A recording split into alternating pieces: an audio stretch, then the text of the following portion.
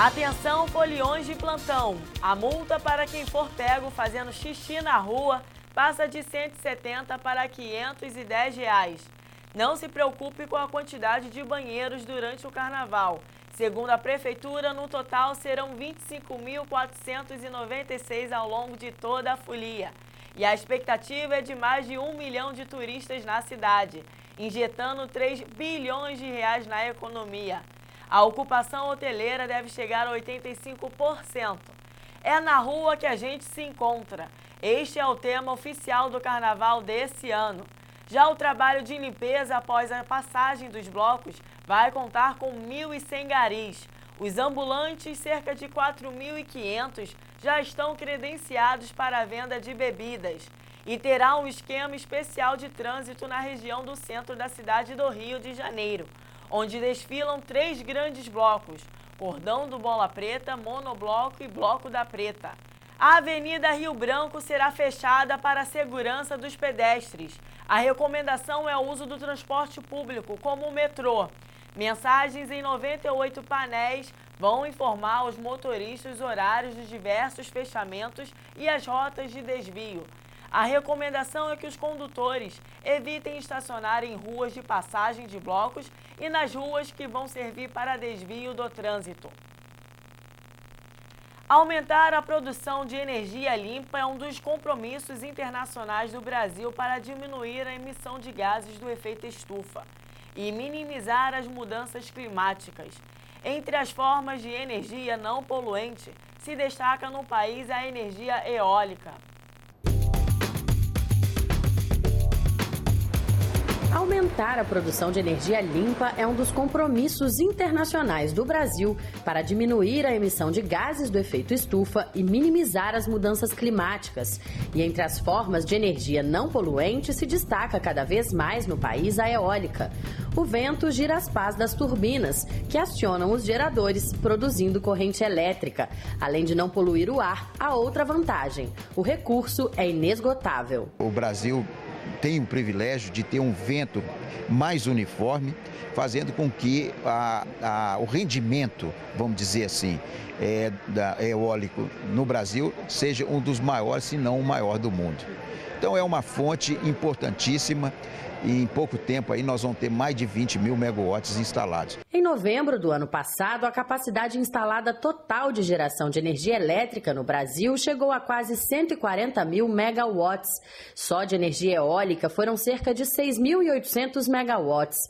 O valor é 57% maior que o registrado em 2014, quando a capacidade de produzir energia com a força dos ventos no país era de mais ou menos 4.300 megawatts.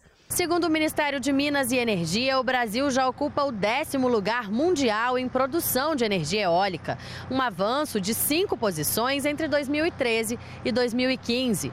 E desde 2014, o país está em 4º lugar no mundo em potência de expansão desse tipo de energia. A energia eólica no Brasil, em 2015, foi responsável pela maior quantidade de potência instalada. O Brasil instalou 7 gigawatts no total. 40% veio de eólica e 35% veio de hidrelétrico. Produzir energia eólica foi muito caro há 10 anos atrás, por isso que o Brasil não investia em energia eólica. Hoje a energia eólica é a segunda fonte de energia mais barata no Brasil. E o Nordeste do país tem um grande potencial de produção de energia eólica. Segundo o diretor-presidente da Companhia Hidrelétrica do São Francisco, a CHESF, José Carlos de Miranda Farias, o governo está trabalhando para implantar novos projetos na região, que além de aumentar a oferta de energia, trazem desenvolvimento para as comunidades. Efetivamente, a energia eólica ela está contribuindo para o desenvolvimento do país, para o desenvolvimento social, onde ela se implanta, porque ela traz desenvolvimento, traz renda, traz emprego, traz regularização fundiária, de tal forma que ela está cumprindo um papel muito importante, não só do ponto de vista energético, como de desenvolvimento da região, como para as comunidades locais. Em todo o país, a meta para os próximos anos é de mais expansão na produção de energia eólica. Daqui a 3 anos, a partir de 2018, teremos instalados e operando no Brasil um volume de energia eólica que será da ordem de grandeza de Belo Monte. Já temos hoje um potencial bastante grande, bastante considerável instalado e tem um enorme potencial a ser instalado. Além disso, praticamente toda a cadeia de produção da geração eólica implantado com plantas, né, com fábricas no país, o que significa empregos também para a nossa população.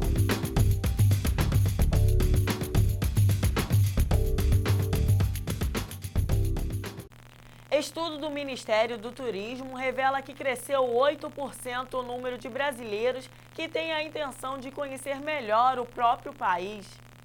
9 em cada 10 brasileiros devem escolher destinos nacionais para as próximas viagens, incluindo as férias de verão e o carnaval. Estudo do Ministério do Turismo revela que cresceu 8% o número de turistas que têm intenção de conhecer melhor o país e que são os viajantes com até 35 anos os que têm mais interesse nos destinos nacionais. O levantamento mostra também que a preferência dos turistas é por viagens de avião e de carro, empatados na preferência de 38% dos entrevistados, seguido do ônibus. Mais informações na página do Ministério do Turismo na internet. De Brasília, João Pedro Neto. E agora vamos para o mundo olímpico. Em Ramos, no Rio de Janeiro, a Escola Municipal Tenente Coronel Napion organizou uma semana olímpica e paralímpica. Os alunos discutiram assuntos relacionados aos Jogos Rio 2016 em todas as disciplinas e praticaram novos esportes. Acompanhe. Como é que vai sempre, né? Como é que vai sempre? Boa tarde. Ainda bem que todos aqui já me conhecem. E eu queria só lembrar uma coisinha com vocês, que tem a ver com o tema dos jogos, tem a ver com o tema de trabalho da nossa escola também, que é essa questão da relação com os conflitos que a gente teve aqui na escola. O primeiro bimestre pra gente foi uma situação bem difícil. Eram brigas, eram xingamentos, a gente tinha problemas com um que roubava a coisa do outro. E como é que a gente pode ligar isso com o tema das Olimpíadas? A Olimpíada ela foi utilizada em muitos países ao redor do mundo para ajudar na solução de conflitos também. E nessa semana que a gente trabalhou o tema da Olimpíada na escola, eu percebi uma coisa muito gratificante. Nós não precisamos fazer nenhum tipo de ocorrência com relação a esse tipo de problema que a gente teve com tanta frequência no primeiro bimestre, por exemplo.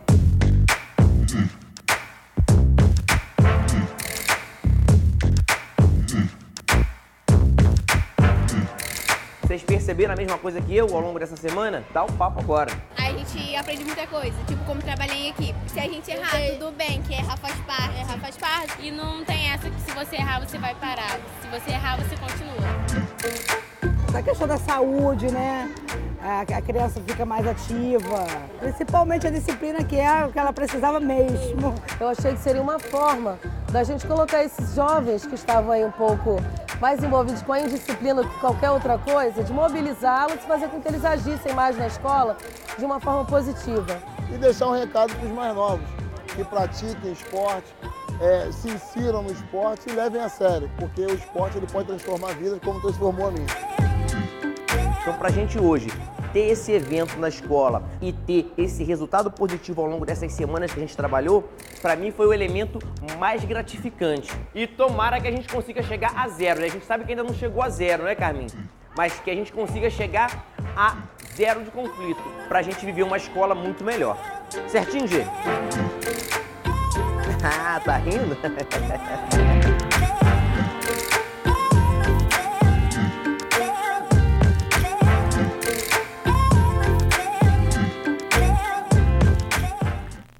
Envolver o esporte na educação sempre será o melhor caminho para conseguir bons resultados.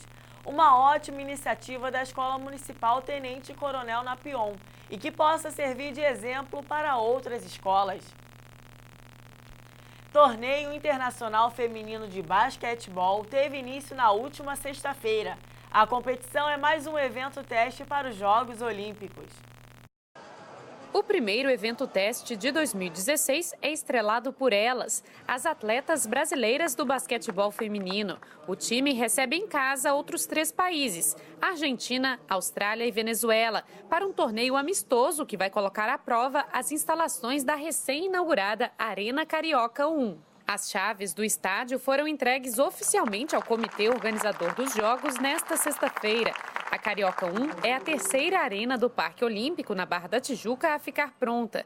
Durante as Olimpíadas e Paraolimpíadas, o espaço vai receber, além do basquete, o basquete em cadeira de rodas e o rugby em cadeira de rodas. O espaço de 38 mil metros quadrados já foi aprovado pelas jogadoras brasileiras. Eu acho que a instalação está perfeita. A quadra está super boa. Acredito que depois, quando acabar as Olimpíadas, ela vai ser usada para um bem maior. A Arena Carioca 1 tem capacidade para 16 mil espectadores e a proximidade dos atletas com o público é uma das marcas do espaço. Por exemplo, nas cadeiras da primeira fileira das laterais ficam a apenas 3 metros dos jogadores e mesmo nos assentos mais elevados, a visibilidade da quadra é excelente. A arena foi construída com recursos do setor privado. O governo federal investiu no sistema de ar-condicionado. O governo federal entrou com toda a climatização das arenas, de todas as 3 arenas. Então são 58,5 milhões de aporte do governo federal através do Ministério do Esporte, que está dando essa sensação ótima que estamos sentindo aqui na arena. A climatização é um diferencial, né? Hoje, com as mudanças climáticas, quer dizer, essa questão da temperatura para a prática do esporte em alto rendimento, ela é importante. Veteranas e promessas do esporte formam a seleção brasileira que participa do evento teste dessa semana. A maioria recebe o Bolsa Atleta do governo federal. O apoio, sem dúvida, é bom, porque no esporte coletivo é difícil você ter um patrocínio. Então, o Bolsa Atleta vem com uma renda extra que te ajuda a várias coisas. Tem muita gente que recebe salário, mas tem que ajudar a família em casa. Além das bolsas, o basquete olímpico brasileiro recebe apoio do governo federal por meio de convênios com o Ministério do Esporte. Os últimos, firmados para a preparação das seleções adultas masculina e feminina, somam mais de 10 milhões de reais. E o treinamento vem com a sensação de fazer história, principalmente para a Isabela, que tem 21 anos. É uma felicidade extrema. Eu acho que às vezes é difícil acreditar que está tão perto de uma coisa assim acontecer, tão nova, aqui no meu país, com a minha família, os meus amigos, pessoas que me conhecem assistindo. Então acho que no dia vai ser um sentimento de realização mesmo, sabe? Acho que não tem palavras para descrever isso.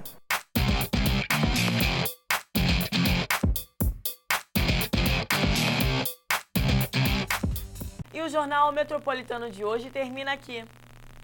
Obrigada por sua companhia. E você pode mandar a sua sugestão de pauta para o nosso e-mail metropolitanorio@redengT.com.br ou entrar em contato através do telefone 021 3890 3259. Fiquem agora com o NGT Notícias. Para você, uma ótima tarde e até amanhã.